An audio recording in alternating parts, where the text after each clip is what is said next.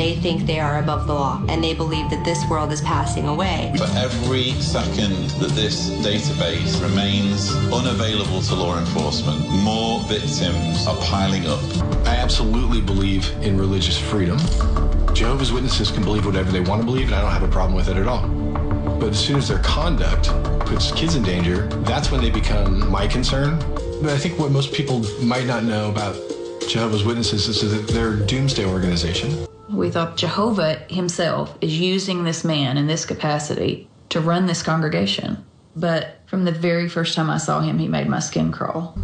And he would take my hand and put my hand under the stack of Watchtower and Awakes that were on his lap, and he would have an erection. For a child told that the outside world is evil and satanic, and that the inside world is the only safe place, they're conditioned to trust the elder. Most of my abuse occurred inside the pool, fondling and things like that. And then the worst of it was when he would give me a bath at bedtime.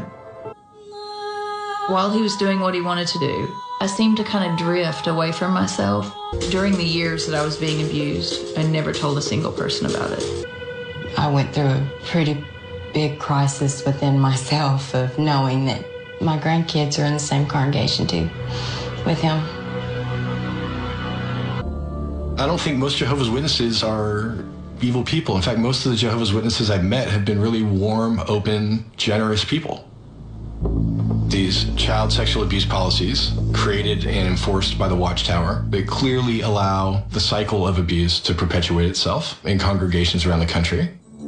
So I had to meet with him face to face, and he was still an elder.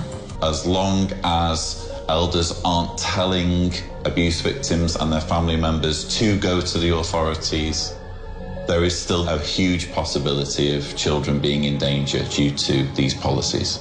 When you're disfellowshipped, they will make an announcement to the congregation that you're not to be spoken to, which was terribly, terribly difficult to talk about in front of a panel of men. His story started to crack, and he started to admit more and more details. At that point, he just dropped his head to the conference table and laid his head face down. Well, they're sharing it with everybody, right? I mean, once you guys start talking about this stuff, the elders start having meetings about it. They start writing letters to the Watchtower. Every time they go out in service, how many magazines they placed, how many people they talked to, how many studies they had, how many hours they put in ministry, all those records are compiled. Either way you cut it, I've never seen an organization that kept such detailed records of the crimes committed by its members.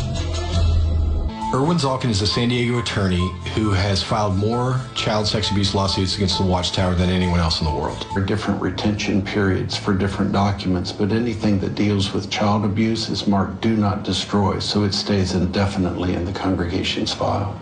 They have been protecting criminals, child abusers, for decades, and still are. We want to know how many perpetrators are out there, how many victims are out there, where they are, and whether law enforcement knows about them. Because for some reason in this organization, the predator has more rights than the victims do. Their view is that almost any communication to almost any elder is a penitential communication. The decision to disfellowship, which is taken by elders as the result of judicial action, has the effect of the person being shunned. Like, if this is a pedophile that's still living in our community, then we need to address it. Did you have any idea what we were going to talk to you about when you came out? No.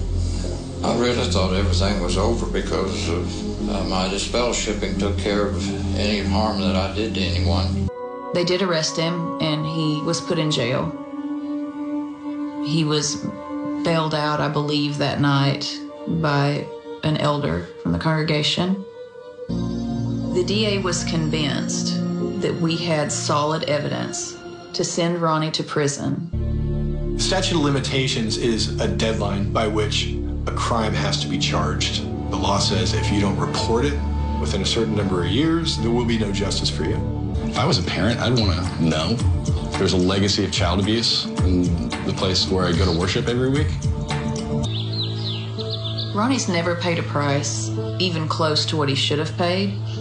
These strangers who use their voice to voice Satan's lies are apostates. Kingdom Hall has what's called an elders room, and there are a couple of file cabinets. I brought up the idea, why don't we investigate just to see what's so secretive about it? We visited a lot of Kingdom Halls in this area, and most of them had at least one, usually many more, confirmed child molestation cases. I've tried to get a meaningful comment from the Watchtower on the stories that we've been telling for 5 years. The governing body denies emphatically that the Watchtower covers up child abuse. Good morning. Hi, I'm here with a media request. I'm from the Center for Investigative Reporting. So now I'm on my way to see Jordan Johnson. Jordan Johnson is a former Jehovah's Witness. I think the greatest honor that can be bestowed is to be invited to live and work at Bethel. Everything is highly controlled. Your dress is dictated to you, how you style your hair is dictated to you. They want you to be a certain way. They have housekeepers that go in and check your room. Rank and file Jehovah's Witnesses revere the governing body like Catholics revere the Pope. Very few of them have any connections to a governing body member.